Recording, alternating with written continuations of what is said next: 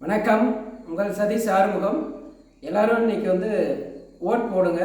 ரொம்ப முக்கியமானது.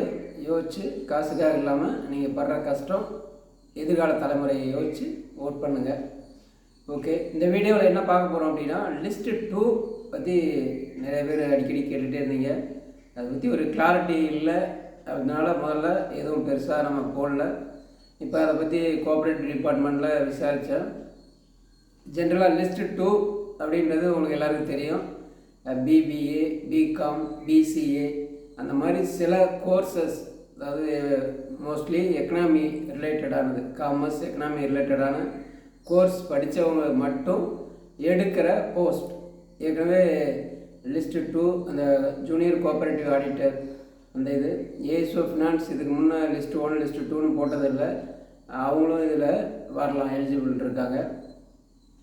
சரி, லிஸ்ட்டு 2ல் இருக்கவங்க, லிஸ்ட்டு 2ல் செலக்ட் ஆனவங்க லிஸ்ட்டு 2 போஸ்ட்டு மட்டும்தான் எடுக்கலாம். ஒருவேளை அவங்க பிகாம் இல்லை எம்காம் முடிச்சிருந்து லிஸ்ட்டு 1ன்னு செலக்ட் ஆகியிருந்தாங்க அப்படின்னா அவங்க ஓப்பன்லேயே எலிஜிபிள். ஓப்பன்னா இங்கே லிஸ்ட்டு 1 குறிக்கும். லிஸ்ட்டு 1ல் இருக்கிற ஓப்பன் போஸ்ட், அவங்க கம்யூனிட்டி போஸ்ட், அவங்க ஃபீமேல் இல்லை ரிசர்வேஷன் ஏதாவது இருந்தால் அந்த ரிசர்வேஷன் உட்பட எல்லாருக்கும் பொருந்தும். சரி, லிஸ்ட்டு 2ல் இருக்குது ஏஎஸ்ஓ ஃபினான்ஸ் இருக்குது. எதை எடுக்கலாம் அப்படின்னா, முதல்ல ஏஎஸ்ஓ ஃபினான்ஸ். அது பார்த்திங்கன்னா ஒரு 3லேருந்து 6-7 வருஷத்தில் group 1 rank SO section officer ஆகிடலாம்.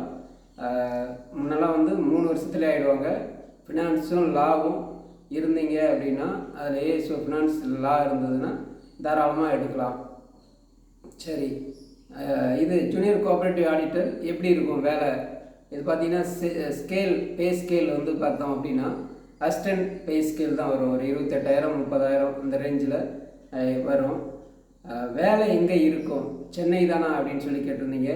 சென்னை மட்டும் இல்லை, எல்டி பேங்க், இது அர்பன் பேங்க், அதாவது நகர கூட்டுறவு தொடக்க வேளாண்மை வங்கியெலாம் senior inspector of cooperative society அவங்க கீழே வரும். வேளாண்மைக்கு கடன் கொடுக்கறது. இந்த அர்பன் பேங்க் பார்த்திங்கன்னா டவுனில் வீடு கட்டுறதுக்கு நகர அர்பன் பேங்க், நகர வங்கி, அது நீட்டாக வரும். அது அர்பன் பேங்க்னு ஷார்ட்டாக சொல்லுவாங்க, நகர வங்கின்ட்டு. பட் தொடக்க வேளாண்மை கூட்டுறவு வங்கின்ற மாதிரி அதை ஒரு அப்ரிவேஷன் வரும். லீட் பேங்க் ஒவ்வொரு டிஸ்ட்ரிக்ட்லேயே மற்ற பேங்க் இந்த 1969 லீட் பேங்க் ஸ்கீம்னு கொண்டு வந்திருப்பாங்க. ஒவ்வொரு பேங்க் தலைமை வங்கி மாதிரி இருக்கும். அந்த மாதிரி சில பேங்கிங் செக்டார் போல் கோஆப்ரேட்டிவ் ஆடிட், அது கோஆப்ரேட்டிவ் டிபார்ட்மெண்ட்டில் இருக்கிற ஆடிட் விங். அவங்களோட வேலை என்னென்னா, அந்த பேங்க்கில் நடக்கிற வீடு கடன் கொடுக்கறது இல்லை டிரான்சாக்ஷன்ஸ், அந்த விஷயத்தை ஆடிட் பண்ணுறது ஆஃபீஸ் ஒர்க் மாதிரி தான் இருக்கும். அது வேலை எப்படி இருக்கும் அப்படின்னு பார்த்தா நல்லா இருக்கும்னு சொன்னாங்க. நல்லாயிருக்கும் மீன்ஸ் கொஞ்சம் லிபரலாக தான் இருக்கும். சீனியர் இன்ஸ்பெக்டர் கோஆப்ரேட்டிவ் சொசைட்டியை விட லிபரலாக இருக்கும்.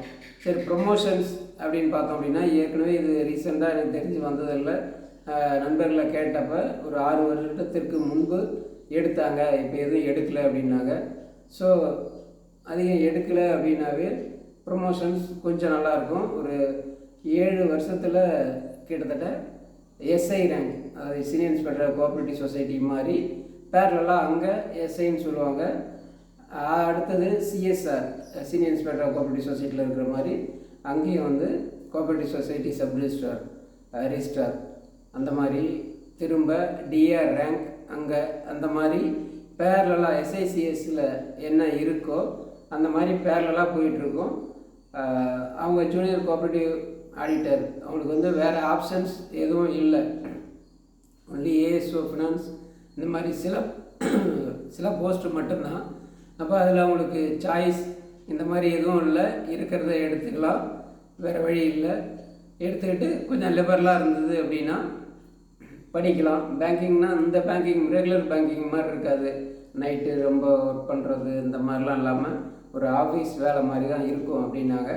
அது ரிலேட்டடாக உங்களுக்கு ஏதாவது டவுட்ஸ் இருக்குது இல்லை வேறு விஷயம் தெரியும்னாலும் கீழே கமெண்ட் பண்ணுங்கள், மற்றவங்களுக்கும் ரீச் ஆகட்டும். வாழ்த்துக்கள். அடுத்தடுத்த வீடியோவில் நம்ம இன்னும் பிற போஸ்ட்டு பற்றி பார்க்கலாம். வெற்றி நமதே, வேலை நமதே, நாளையும் நமதே.